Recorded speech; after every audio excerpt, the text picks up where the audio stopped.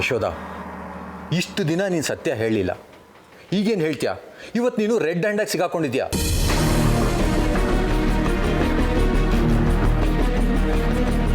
ಹೇಳು ಯಶೋಧ, ಯಾರ ಜೊತೆ ಮಾತಾಡ್ತಿದ್ದೆ? ಯಾರಿಗೆ ಪ್ರಸಾದ ಕೊಡ್ತಾ ಇದ್ದೆ? ಇಷ್ಟು ದಿನ ನೀನು ಚೆನ್ನಾಗೇ ಇದ್ದೆ ಅಲ್ವಾ? ಏನಾಯ್ತು ನಿಂಗೆ? ಅಮ್ಮ ನನಗೆ ಪ್ರಸಾದ ಕೊಟ್ಟಿದ್ಲು. ಪ್ರಸಾದ ಕೊಡೋದು ತಪ್ಪಾ? ನನಗೇನು ಆಗಿಲ್ಲ. ಇಲ್ಲ, ನಿನ್ಗೇನೋ ಆಗಿದೆ. Something is wrong. ನಿನ್ನ ಮುಂದೆ ಯಾರು ಇಲ್ಲ ಅಂದಮೇಲೆ ಯಾರ ಜೊತೆ ಮಾತಾಡ್ತಾ ಪ್ರಸಾದ ಕೊಡ್ತಿದ್ದೆ?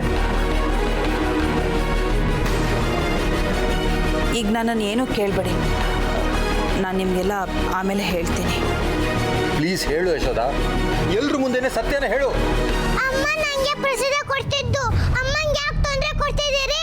ಅಮ್ಮ ನನಗೆ ಪ್ರಸಾದ ಕೊಟ್ಟಿದ್ದು ಅಂತ ಹೇಳು ಅಮ್ಮ. ನನ್ನನ್ನು ಒತ್ತಾಯ ಮಾಡಬೇಡಿ, ಆಮೇಲೆ ಹೇಳ್ತೀನಿ ಅಂತ ಹೇಳಿದ್ನಲ್ಲ. ಇಲ್ಲ ಯಶೋಧ, ನೀನು ಈಗಲೇ ಹೇಳಬೇಕು. ನೀನು ಹುಚ್ಚು ವರ್ತನೆನ ನಾನು ಅಬ್ಸರ್ವ್ ಮಾಡ್ತಾನೆ ಇದ್ದೀನಿ.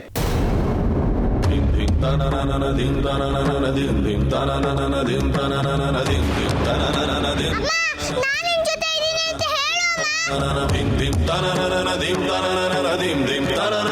ಪರವಾಗಿಲ್ಲ, ನನ್ನ ಒಳ್ಳೆ ವರ್ತನೆನ ಅಬ್ಸರ್ವ್ ಮಾಡಿದೆ ಅಂತ ಮದುವೆ ಆದ ಇಷ್ಟು ವರ್ಷದಲ್ಲಿ ಯಾವತ್ತೂ ಹೇಳಿಲ್ಲ. ಈಗ ನನ್ನ ಹುಚ್ಚು ವರ್ತನೆನ ಅಬ್ಸರ್ವ್ ಮಾಡ್ತಾ ಇದ್ದೀರಾ. ಬೇರೆ ಯಾರಲ್ಲೂ ಅಬ್ಸರ್ವ್ ಮಾಡದೇ ಇರೋ ತಪ್ಪು ನನ್ನಲ್ಲಿ ಮಾತ್ರ ಕಾಣ್ತಾ ಇದೆ ಅಲ್ವಾ?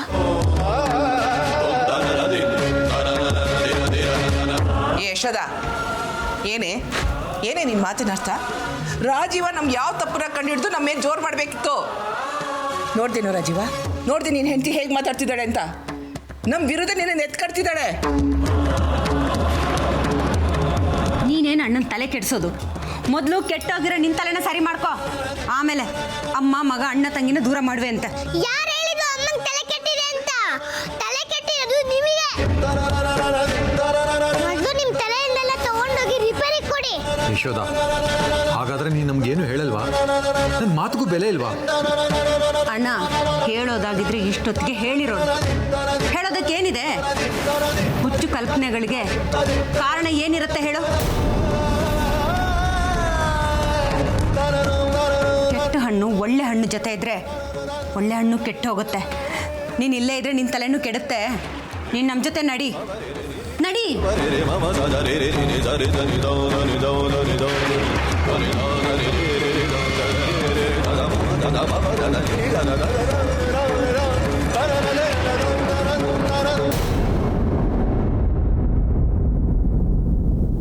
ಅಮ್ಮ, ನಾನು ನಿನ್ನ ಹತ್ರ ಇರಲ್ಲ. ನಾನು ನಿನ್ನಿಂದ ದೂರ ಇರ್ತೀನಿ.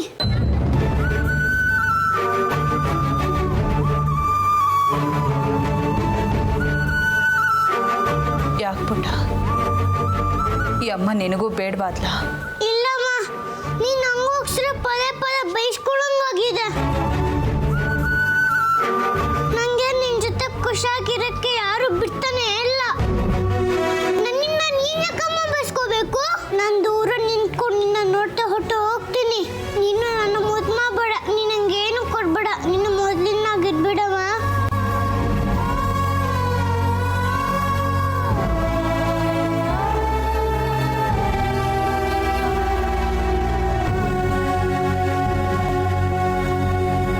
ನೀನು ಬೇಜಾರು ಮಾಡ್ಕೋಬೇಡ ಪುಟ.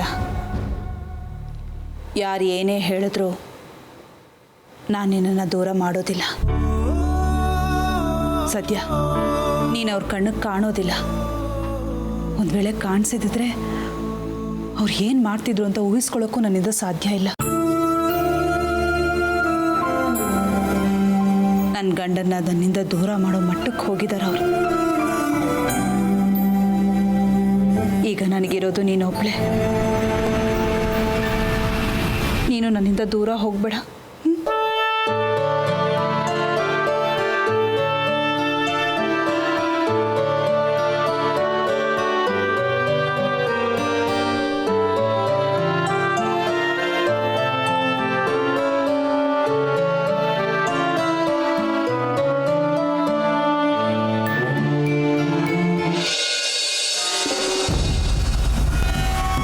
ನೋಡ್ದಿನೋ ರಾಜೀವ, ಅವಳು ನಿನಗೆ ಎದುರುತ್ರ ಕೊಡ್ತಿದ್ದಾಳೆ.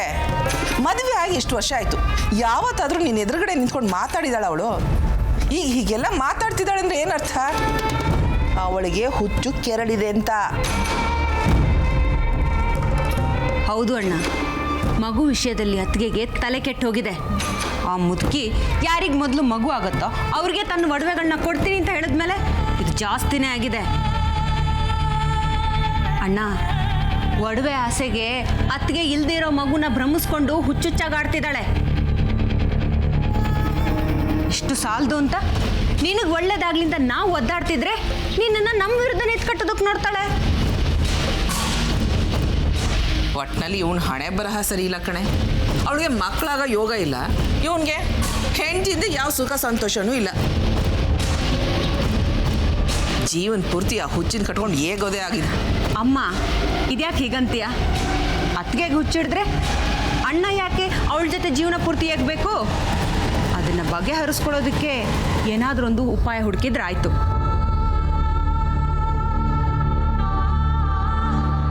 ಅಕ್ಕ, ಏನಾಯ್ತು? ನೀನು ಯಾಕೋ ಇಲ್ಲಿಗೆ ಬರಕ್ಕೆ ಹೋದೆ? ನಿಮ್ಮ ಅಣ್ಣನಿಗೆ ಅವನ ಹೆಂಡತಿ ಪರಿಸ್ಥಿತಿ ಚೆನ್ನಾಗಿ ಅರ್ಥ ಆಗಿದೆ. ಅದಕ್ಕೆ ಏನು ಮಾಡಬೇಕು, ಅದಕ್ಕೆ ಪರಿಹಾರ ಏನು ಅಂತ ನಾವು ಯೋಚನೆ ಮಾಡ್ತಿದ್ವಿ. ಅಂದರೆ ಏನು ಹೇಳ್ತಿದ್ಯಮ್ಮ? ಅಂದರೆ ನಿಮ್ಮ ಅತ್ತಿಗೆಗೆ ಪೂರ್ತಿಯಾಗಿ ತಲೆ ಕೆಟ್ಟು ಹೋಗಿದೆ.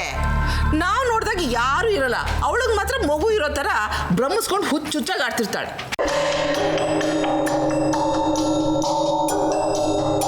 ಈ ಮನೆಯಲ್ಲಿ ಮಗು ಅಂದರೆ ಒಂದೇ, ಅದು ಆ ಪುಟ್ಟು ಭೂತ. ಅದಕ್ಕೆ ಅದ್ರ ಜೊತೆ ಮಾತಾಡ್ತಾರಾ? ನೋಡ ರಾಜೀವ, ನೀನು ಇಷ್ಟಪಟ್ಟೆ ಅಂತ ಯಶೋಧನ್ಗೆ ನೀನು ಮದುವೆ ಮಾಡಿದ್ವಿ. ಅಲ್ಲ ಕಣ, ಯಾವ ವರದಕ್ಷಿಣೆ ಇಲ್ಲದೆ ವರೋಪಚಾರ ಇಲ್ಲದೇನೆ ಅವಳು ನಿಮ್ಮ ಮನೆ ಕರ್ಕೊಂಡ್ಬಂದು ಎಷ್ಟು ಚೆನ್ನಾಗಿ ನೋಡ್ಕೊಂಡ್ವಿ. ಅದು ನಿನಗೆ ಗೊತ್ತು. ಅವಳು ಕೂದಲು ಕೊಂಕ್ತಾಗ ನಾವು ನೋಡ್ಕೊಂಡಿದ್ದೀವಿ. ಎಲ್ಲ ತಂದೆ ತಾಯಿಗಳು ಅವ್ರ ಮಕ್ಕಳು ಚೆನ್ನಾಗಿರ್ಲಿ ಅಂತ ತಾನೇ ಬಯಸ್ತಾರೆ. ಯಾವ ತಂದೆ ತಾಯಿಗಳು ಮಕ್ಕಳ ಜೀವನ ಹಾಳಾಗ್ಲಿ ಅಂತ ಬಯಸ್ತಾರೆ ಹೇಳು? ನಮ್ಮ ಕಣ್ಣಲ್ಲಿ ನೋಡಲಿಲ್ಲ ಅಂದರೆ ಪರವಾಗಿಲ್ಲ, ನಾವು ದಿನ ಅವಳು ಆಡೋ ಹುಚ್ಚಾಟಗಳನ್ನೆಲ್ಲ ನೋಡಿಕೊಂಡು ಹೇಗೋ ಸುಮ್ಮನಿರೋಕ್ಕಾಗುತ್ತೆ? ನಮಗಂತೂ ಸಂಕಟ ತಡ್ಕೊಳಕ್ಕಾಗಲ್ಲಪ್ಪ.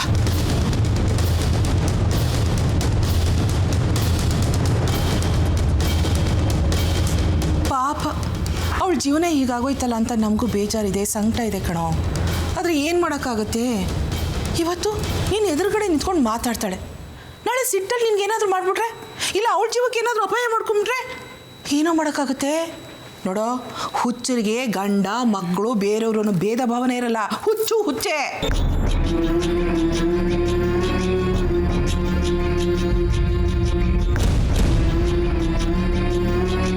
ರಾಜೀವ, ನನ್ನ ಮಾತನ್ನು ಕೇಳೋ. ಇನ್ನು ಮುಂದೆ ಅವಳ ಜೊತೆ ಸಂಸಾರ ಮಾಡೋದ್ರಲ್ಲಿ ಯಾವ ಅರ್ಥನೂ ಇಲ್ಲ. ಅವಳನ್ನು ಬಿಟ್ಬಿಡೋದೇ ಒಳ್ಳೇದು ಕಣೋ.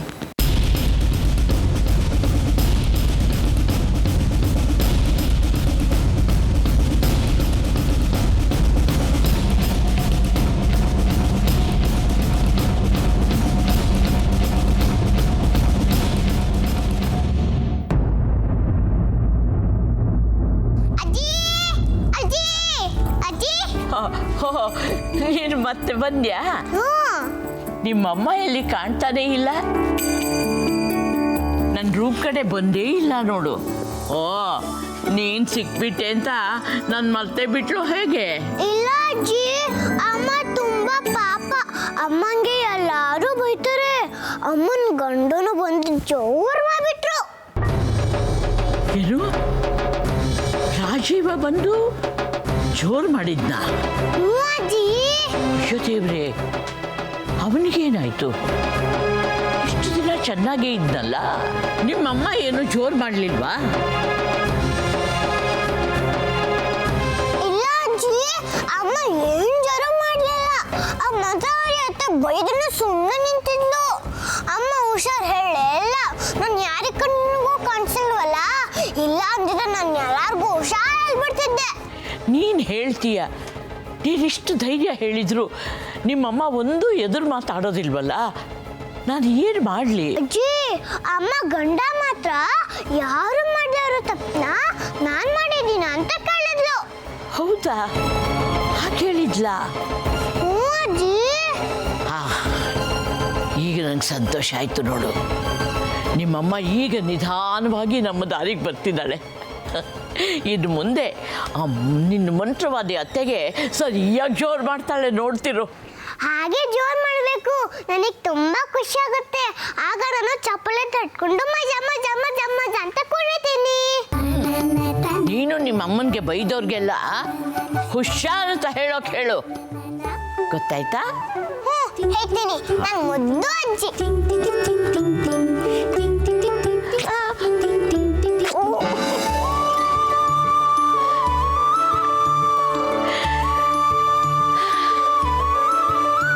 ಅಮ್ಮ ಅಂದರೆ ಅದು ಎಷ್ಟು ಪ್ರಾಣ ಈ ಹುಡುಗಿಗೆ. ಒಳ್ಳೆ ಸಂಸ್ಕಾರದಲ್ಲಿ ಬೆಳೆದಿದ್ದಾಳೆ ಅಂತ ಕಾಣುತ್ತೆ. ಅವಳನ್ನು ಕಳ್ಕೊಂಡಿರೋ ತಾಯಿ ಅದೆಷ್ಟು ಸಂಕಟ ಅನುಭವಿಸ್ತಾ ಇದ್ದಾಳು ಏನೋ.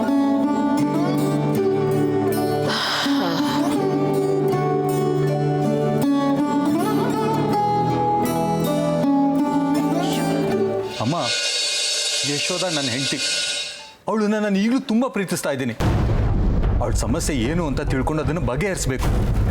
ಅದನ್ನು ಬಿಟ್ಟು ಏಕಾಏಕಿ ಅವಳನ್ನ ಬಿಟ್ಬಿಡು ಅನ್ನೋದ್ರಲ್ಲಿ ಅರ್ಥ ಇಲ್ಲ. ಏನಣ್ಣ ನೀನು?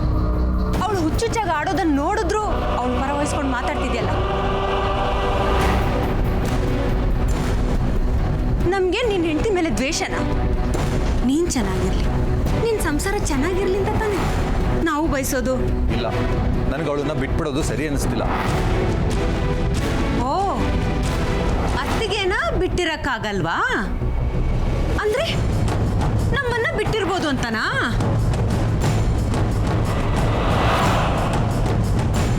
ನೋಡಿದ್ಯಮ್ಮ, ನೋಡಿದೆ ನಿನ್ನ ಮಗನ್ನ.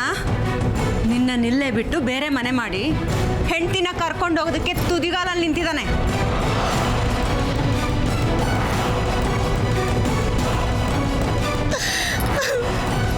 ಏನ್ ಮಾಡಕ್ಕಾಗತ್ತೆಯೇ? ಎಲ್ಲ ನನ್ನ ಹಣೆ ಬರಹ. ಕಟ್ಕೊಂಡವನು ನಡು ನೀರಲ್ಲಿ ಕೈ ಬಿಟ್ಟು ಹೋದ.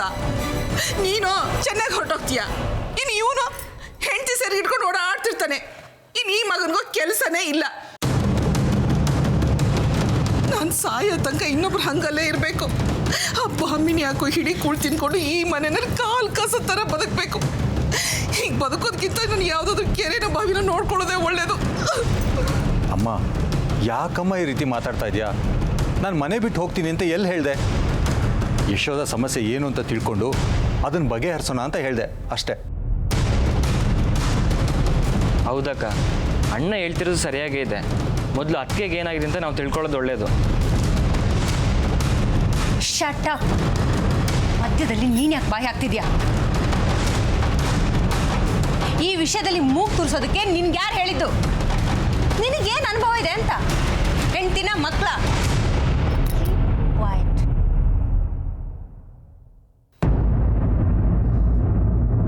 ಅಣ್ಣ, ಅತ್ತಿಗೆ ಯಾಕೆ ಹೀಗೆ ಹುಚ್ಚುಚ್ಚಾಗಿ ಆಡ್ತಿದ್ದಾಳೆ ಅಂತ ತಿಳ್ಕೊಳ್ಳೋದು ಬಿಡೋದು ನಿನಗೆ ಬಿಟ್ಟಿದ್ದು. ನೀನು ನೇರವಾಗಿ ಅವಳ ಹತ್ರ ಹೋಗಿ ಎಲ್ಲ ಬಾಯಿ ಬಿಡಿಸು.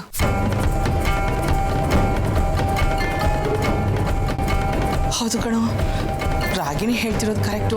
ಮೊದಲು ಹೇಳ್ದಾಗ ಮಾಡು. ಹೋಗೋ. ಆಮೇಲೆ ಅವಳ ಜೊತೆ ಸಂಸಾರ ಮಾಡಬೇಕೋ ಬೇಡೋ ಅನ್ನೋದನ್ನ ನಾನು ಡಿಸೈಡ್ ಮಾಡ್ತೀನಿ.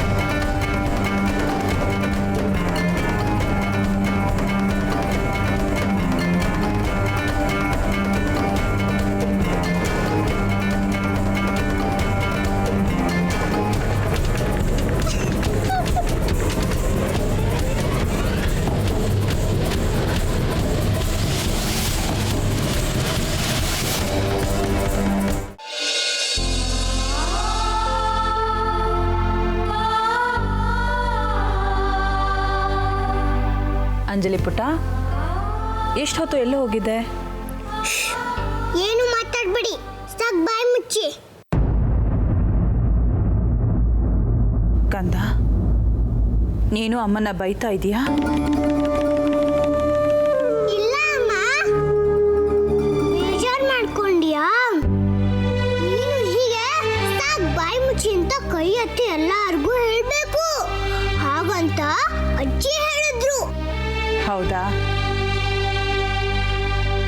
ನನ್ನನ್ನು ಯಾರೂ ಪ್ರೀತಿ ಮಾಡೋದಿಲ್ಲ. ಇನ್ನು ನನ್ನ ಹಾಗೆ ಹೇಳಿದ್ರೆ ಯಾರು ನನ್ನ ಮಾತು ಕೇಳ್ತಾರೆ? ಆ ಥರ ಎಲ್ಲ ಹೇಳಿ ನನಗೆ ಅಭ್ಯಾಸ ಇಲ್ಲ ಕಂದ. ಯಾಕಮ್ಮ ಹಾಗೆ ಹೇಳ್ತೀಯಾ? ನಾನು ನಿನ್ನ ತುಂಬಾ ಪ್ರೀತಿ ಮಾಡ್ತೀನಿ. ನನಗೆ ಗೊತ್ತು ಕಂದ, ನೀನು ನನ್ನನ್ನು ತುಂಬ ಪ್ರೀತಿ ಮಾಡ್ತೀಯ ಅಂತ. ನೀನು ಅಜ್ಜಿ ಬಿಟ್ಟರೆ ನನಗೆ ಬೇರೆ ಯಾರಿದ್ದಾರೆ ಹೇಳು? ನನ್ನ ವಸ್ತು ಕೂಡ ನನ್ನಿಂದ ದೂರ ಆಗ್ತಾ ಇದೆ.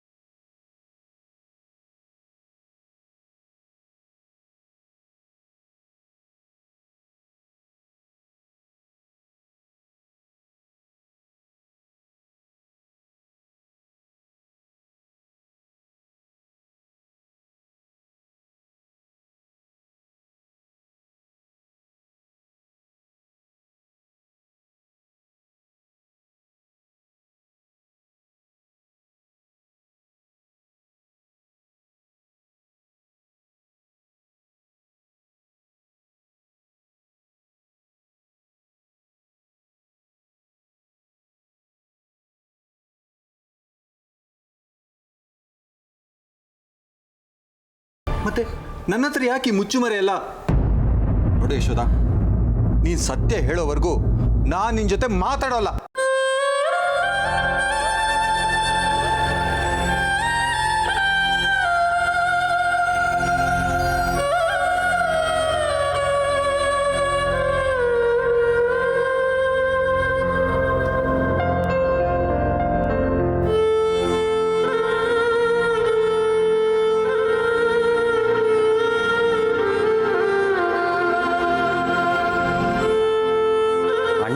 ಅಕ್ಕ ಮತ್ತು ಅಮ್ಮನ ಮಾತು ಕೇಳಿ ಅತ್ತಿಗೇನು ದೂರ ಮಾಡ್ತಿದ್ದಾನೆ.